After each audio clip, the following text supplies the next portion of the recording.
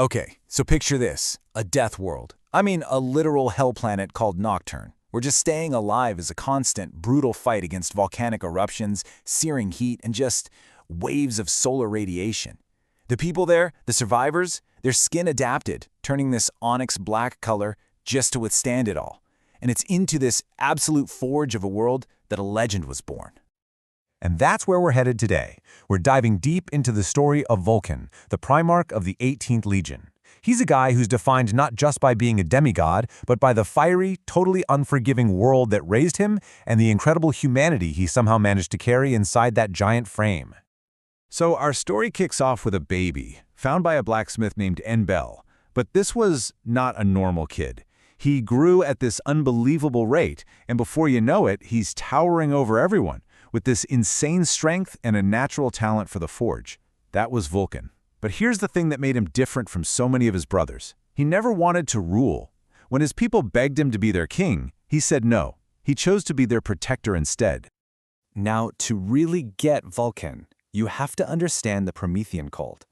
And look, this wasn't a religion like you might think. It was a philosophy of survival, a code of conduct that was literally hammered into the soul of Nocturne's people by the constant, grinding threat of just being wiped out. The cult's core beliefs were really pretty simple. When you live in a world that is actively trying to kill you every second of the day, the only way to make it is together, helping each other out, believing that every single human life is precious, and that the greatest thing you can do is sacrifice yourself for the community. For Vulkan, these weren't just nice ideas. They were the principles he would end up carrying out into the stars. And we see this philosophy in action, big time. When the cruel Dark Eldar showed up on Nocturne to hunt its people for sport, they had no idea what they were walking into. Vulkan, completely outraged that they'd treat human life so cheaply, just grabbed 2 smithing hammers and became a whirlwind of pure destruction. He took out 100 of them all by himself. He showed his people right then and there that they had a champion. So after this huge victory, there's a massive celebration, and right into the middle of it walks this stranger. He was super pale, which was really weird for Nocturne, and he challenges the planet's new champion, Vulkan, to a contest of skill and endurance. The wager was simple. Whoever loses has to serve the winner for life. The final challenge they settled on was absolutely epic. Each of them had to forge their own weapon, then go hunt one of Nocturne's most dangerous beasts, a fire salamander, and drag back the biggest one they could find. Vulkan forged this incredible hammer, the stranger a deadly 2-edged sword.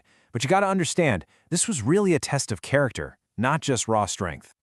So they're out on the hunt. And because it's Nocturne, of course, disaster strikes. A volcano blows its top, and Vulkan gets caught, dangling over a river of molten lava.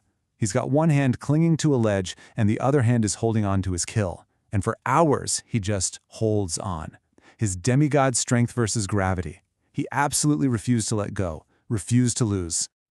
Right when he's about to give out, the stranger shows up, and get this, he's carrying an even bigger salamander. He's basically already won. But seeing Vulkan about to die, what does he do? He throws his own prize, his winning prize, into the lava to make a path to save his rival. So who do you think really won? Vulkan knew right away. The stranger's sacrifice was the highest ideal of the Promethean cult. He immediately conceded.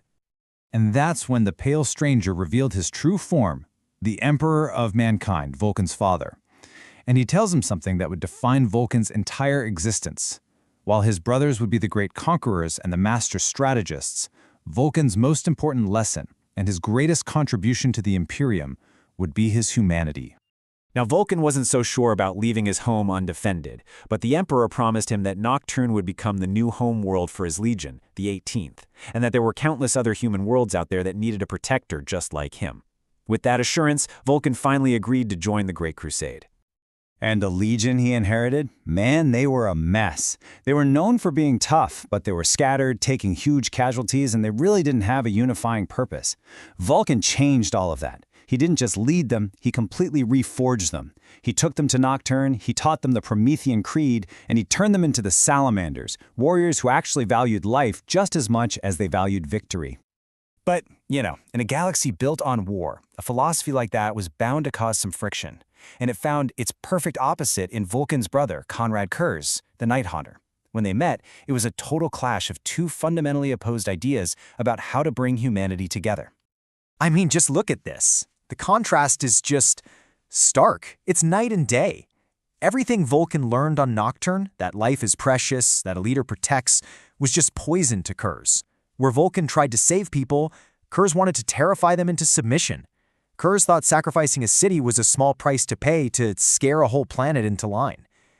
To him, Vulkan's compassion was just hypocrisy, and to Vulkan, Kurz's cruelty was just an unforgivable sin. And this whole ideological fight was about to become horrifically personal during the Horus Heresy. At the drop site massacre on Isvan V, the Salamanders were betrayed and almost completely wiped out. Vulkan himself vanished. Everyone thought he was dead, but his fate was so much worse. He was taken prisoner by the one brother who hated everything he stood for, Konrad Kurz. In captivity, Kurz put Vulkan through these unspeakable tortures. He was trying to break his spirit, trying to prove that deep down, Vulkan was just as much of a monster as he was. And finally, Kurz killed him. But that wasn't the end. To Kurz's absolute shock and rage, Vulkan's body just started regenerating. He healed. He came back to life. So Kurz killed him again, and again, and again, and every single time Vulkan came back. It was through this horrifying, endless cycle that this incredible secret came out. Vulkan was a perpetual, an immortal. Just like his father, he couldn't really be killed. Now that endless torture took a massive toll. It shattered Vulkan's mind. But his spirit, that core belief in humanity, that remained unbroken. He somehow managed to navigate Kurz's impossible maze of a ship, got his warhammer back, and beat his torturer. But true to his nature, he didn't kill Kurz. He just teleported away, finally free. After he recovered, Vulkan made his way to Terra, and there the Emperor gave him the ultimate burden, which was really the ultimate sign of trust. He was tasked with creating a doomsday weapon, a sort of kill switch connected to the Golden Throne that could destroy all of Terra if the war was lost. It was a final, terrible act that only the most compassionate Primarch could ever be trusted with. This one moment, it tells you everything you need to know.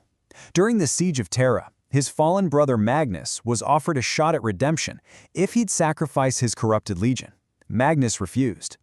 Later, Vulkan confessed to the Emperor that if he'd been in the same position, he couldn't have sacrificed his sons either. His loyalty was always to life, first and foremost. After the heresy, Vulkan eventually just disappeared, but he left his legion with a prophecy. He had forged 7 incredible artifacts, and the legend says that when his sons find all 7 of them, their father, the Undying Flame, will finally come back to them in their darkest hour. You can really see the long-term price of his philosophy right here. The Salamander's whole creed of self-sacrifice, their absolute refusal to abandon civilians, means they always take heavy casualties. So unlike other legions who founded tons of successor chapters, the Salamanders have always struggled just to keep their numbers up. They're always choosing to save the few, even at the cost of the many. And we'll end with a question Vulkan asked himself. He, this being of incredible power made for galactic conquest, once said that in a time of peace, you know what he would have liked to have been? A farmer. It really makes you wonder, doesn't it?